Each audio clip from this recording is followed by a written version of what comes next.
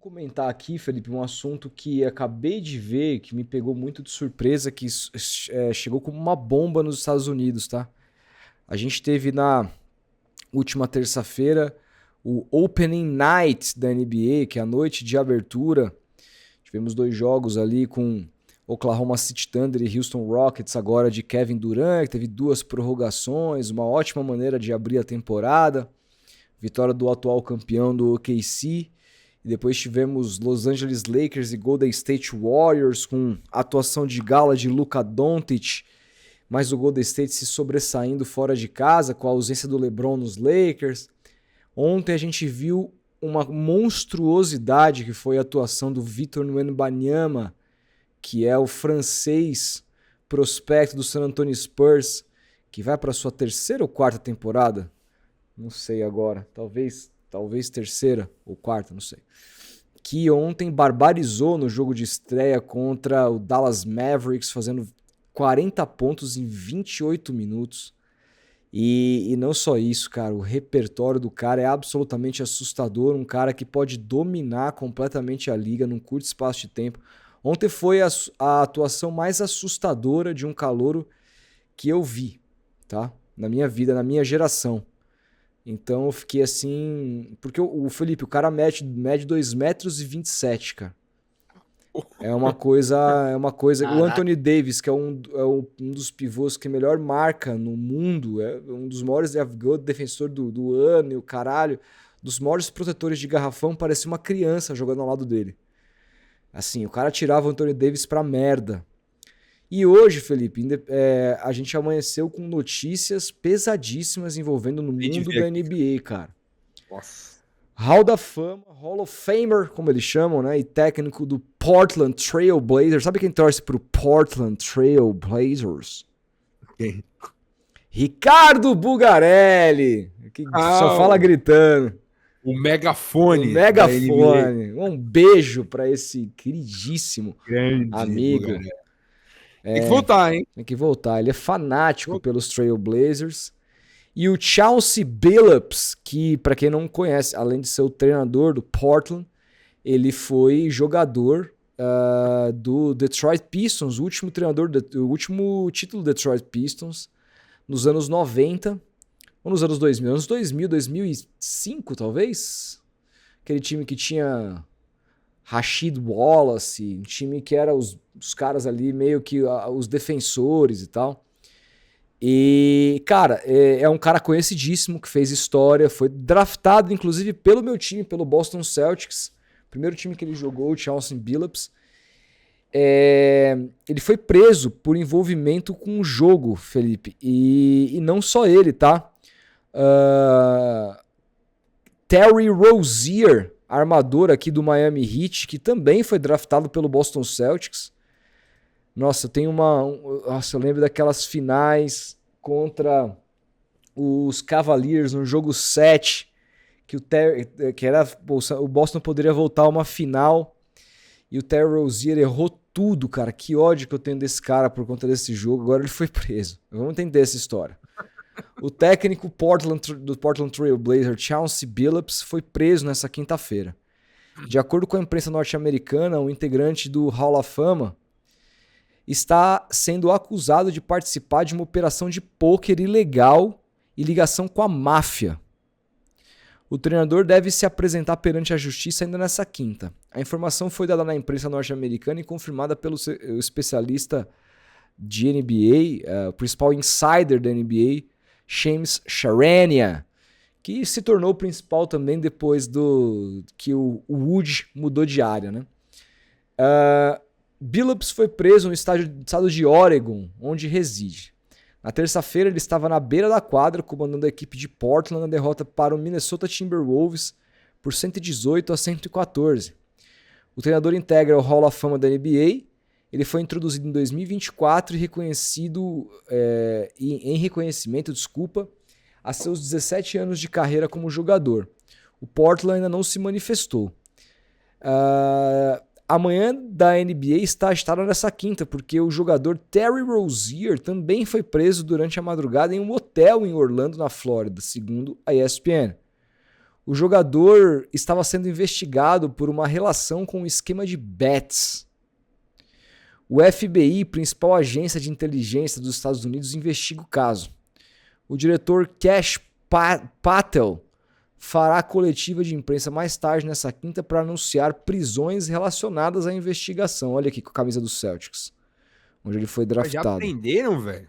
Prenderam. Porra. O Rozier tem 31 anos e é ala pelo time do Miami Heat, sediado na cidade de Miami, Flórida. Durante sua carreira, ele ganhou o apelido de Scary Terry, pela sua habilidade em momentos decisivos. O jogador já jogou pelo Boston Celtics e pelo Charlotte Hornets, time de Felipe Mota, e assinou contratos milionários ao longo de sua carreira. Atualmente, ele está na sua última temporada de um contrato de 4 anos que totalizava 96,3 milhões de dólares. Cara, um jogador absolutamente medíocre, o cara fecha um contrato de 519 milhões de reais, assim. Meio bi. Um jogador medíocre, cara, vai por mim. O Terry Rozier é um jogador medíocre. Se fosse falar no futebol, seria quem, assim? Ah, cara, no futebol seria o Lucas Braga, assim.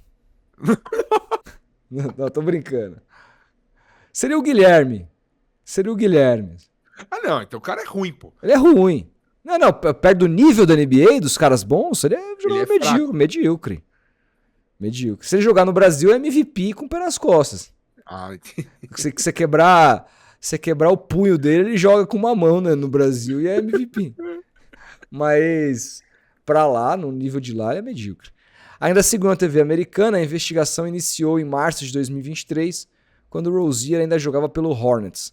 À época, casa de apostas em vários estados dos Estados Unidos identificaram uma movimentação suspeita de apostas envolvendo as estatísticas do jogador antes de uma partida contra o New Orleans Pelicans. Ou é New Orleans? Nunca sei. A defesa de Rozier disse à ESPN que o jogador se reuniu várias vezes com autoridades da NBA e do FBI em 2023 e que a investigação inicial da liga determinou que ele não havia feito nada de errado. A NBA diz ter investigado o caso na época e não encontrou violação das regras da liga. Felipe, assim, vamos lá. São 2 prisões que aconteceram no mesmo dia, mas que não tem nenhuma ligação uma com a outra, tá? A gente tá falando do Chauncey Billups, que teria um envolvimento com pôquer ilegal e com a máfia norte-americana. E aí eu não sei do que se trata mais a fundo, não foi dito. E a gente tem aqui uma suspeita do Terry Rozier com envolvimento com casa de apostas. Inclusive, notaram, a investigação notou movimentação suspeita nos lances dele, porque na NBA, assim como no futebol, você pode escolher um jogador ali nas casas de aposta e falar, bom, a casa de aposta termina, fulano de tal, digamos que ele tem uma média de 30 pontos por jogo. O Shai Gilgeous-Alexander, do SGA, tem 30 pontos por jogo. Esse jogo ele vai fazer mais ou menos de 30 pontos. A odd para fazer mais é X, a odd para fazer menos é Y. Você aposta sim. O fulano, a média dele é 5 assistências por jogo. Ele vai fazer 5 ou mais ou ele vai fazer menos? E aí você pode apostar em cada uma das estatísticas de cada um dos jogadores dentro das casas de apostas. E notaram aqui apostas suspeitas envolvendo as estatísticas dele em uma partida contra o New Orleans ou New Orleans Pelicans. E aí, assim, o que acontece? A NBA, internamente, investigou e não encontrou nada. E aí me lembra muito, assim, o caso Bruno Henrique, né? Por quê? Não significa que a justiça comum vai encontrar alguma coisa. Mas o STJD minimizou. Tanto que a punição, mesmo ele se tornando culpado ali e tal, foi absolutamente patética. Demorou até para ser julgado, né? Agora, só que assim, não significa que a decisão da justiça comum, né, a partir da investigação da Polícia Federal, vai ser a mesma coisa. Lá, o que eles fizeram, Felipe?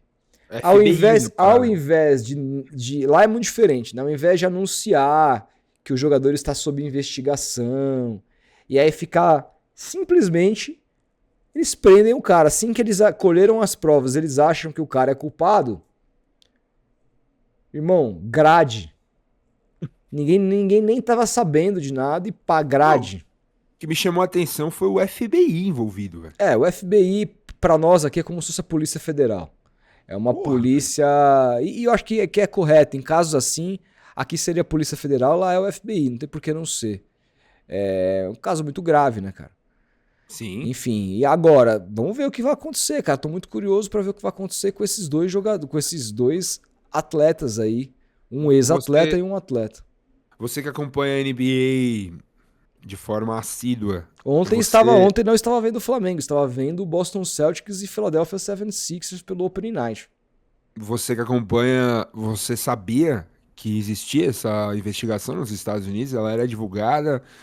O pessoal falava sobre isso? Eu Ou não me foi lembro. absolutamente de surpresa? Eu não me lembro, mas pelo que está escrito aqui na matéria, já era uma coisa conhecida, que a NBA investigou e havia dito que ele não era culpado.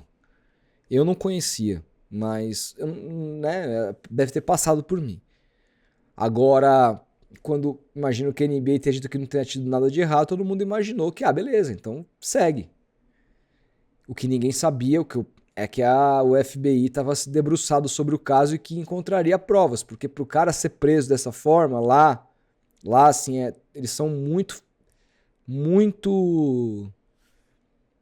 Tentam ser, né? Nem sempre são, mas tentam ser muito corretos com isso. Então, para prender, assim, ainda mais um astro, é porque deve ter provas robustas, Felipe. E as próprias bets, né? Suspeitaram das movimentações. E a NBA também parece muito rígida com esse tipo de coisa, né? Cara, inclusive tá rolando um caso na NBA agora que é o seguinte, tá?